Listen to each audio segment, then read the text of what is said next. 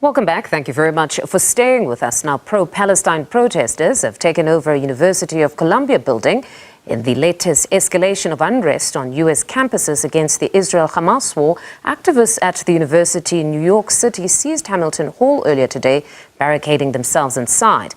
To discuss this further is SABC News correspondent Sherwin Bryce-Pease. Sherwin, welcome. Now, the videos of the students have been widely circulated. It seems the situation is quite fluid there. Talk us through the very latest from there. Certainly fluid, Mfundo, but certainly an escalation that we witnessed overnight, just after midnight last night, in reference to these students, dozens, we understand, storming Hamilton Hall, which is behind me. But let me first just explain what you see behind me over here. A small group of protesters, a very vocal group of protesters are gathered outside the sealed gates to the university. They're chanting, they're singing songs. If I were to read some of the posters that they're holding up, Free Palestine now, lift the siege on Gaza now, end USA to Israel, free Palestine. And they've been very vocal. They've been using drums to sort of get their message across. There is a small police contingent out here, but we haven't seen a major escalation since that storming of Hamilton Hall.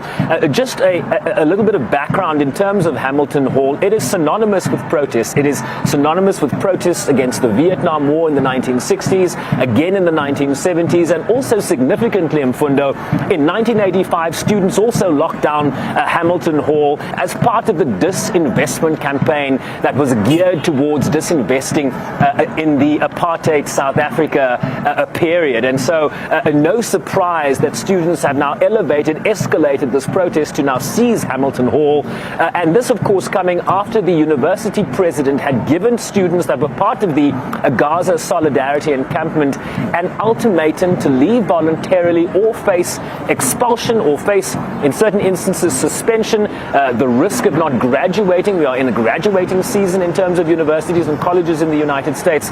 So in terms of the fluidity of the situation, the question now remains, how will this situation be arrested? You have students that are barricaded inside Hamilton Hall. You will recall that at the beginning of this protest, the university president invited the NYPD onto campus in an effort to disperse the Gaza Solidarity Encampment. Several dozen students, more than 80 students, of course, were arrested then, but the encampment did not disperse. It was allowed to continue as negotiations between the student movement and the administration continued. Now you have this escalation where they have destroyed the university property. They broke into what was essentially a lockdown university academic facility, and they remain barricaded inside. We understand that there is private security on campus. The police have not been invited on. So the question remains, how will this current situation be brought to heel, given the fact that the students don't intend to move and the university has warned them that they risk expulsion, suspension, and even the risk of not graduating. On that point of the police or the NYPD, we saw a statement by a UN chief saying he's quite troubled by how law enforcement has dealt with this recent wave of campus demonstrations. Have the police been heavy-handed in any way, or how exactly have they been dealing with the protesters? I think it really matters which jurisdiction we are talking about. There have been incidents where we have seen quite violent arrests. We have seen police using tear gas to disperse some crowds. But there are also instances where university administrations and the student movements have come to some sort of agreement. There are institutions that are allowing protest movements to continue as long as it does not impinge on the rights of students to also continue with their academic studies, to continue with their university life. But that is not necessarily universal across all institutions, as you well know, Mfundo. There are now many university campuses, not just limited to Ivy League institutions like the one I'm standing in front of, but many institutions around the United States are now dealing with student protests as they try to put their solidarity and the circumstances that continue to unfold in Gaza front and center in the United States. I will just tell you what the student movement here at Columbia has said in a statement earlier today. They call themselves the Columbia University Apartheid Divest, the Quad campaign. Students, they say, have taken back the campus in the spirit of the 1968 occupation of Hamilton Hall.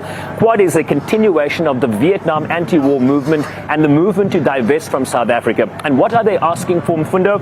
They want the university to be transparent with their endowments and their investments in various institutions and organizations that they believe are supporting and aiding the Israeli persecution of its war in Gaza. So they want the university to come clean as to where their money is going and whether it continues to be in support of the Israeli military complex that is continuing to pursue this war in Gaza.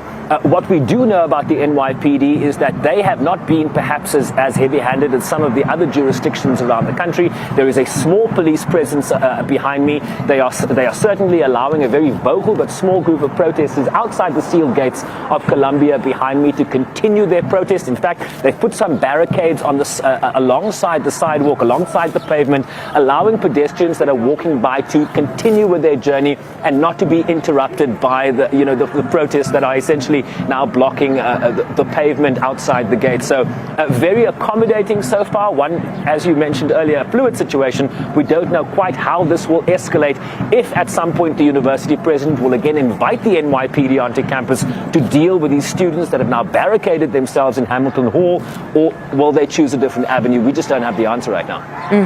And then just in closing, we've also seen reports that pro-Israel groups and the pro-Palestine groups have had their own clashes. Is this in fact the case in that jurisdiction? Certainly not the case here at the moment. What we did see a short time ago was a gentleman with an Israeli flag draped over his shoulder, just arriving and wanting to sort of go to where the Palestinian protests are behind me. I'm just looking over my shoulder. I don't see that gentleman over there, and the police quickly... Oh, he is standing there. Yeah, there's a gentleman standing there at the back of the protest with an Israeli flag, and they are not being too confrontational. We did see the police engage with him earlier, sort of pointing him in a different direction, but they seem to subsequently have allowed him to join that protest. He might very well be in support of the pro-Palestinian movement here. It doesn't go that just because you have an Israeli flag around your shoulders that you're not in support as well of the Palestinian protest. A lot of Jewish people have joined the solidarity movement here. So it really depends on who you're talking about, the individuals here. But from day to day, these things vary, right? There have been standoffs around the country, some very anti-Semitic tropes being used. But generally, the protest here in New York has been peaceful. All right, Sherwin, thank you very much for that reportage. That's SABC News correspondent Sherwin Bryce-Pease in New York for us.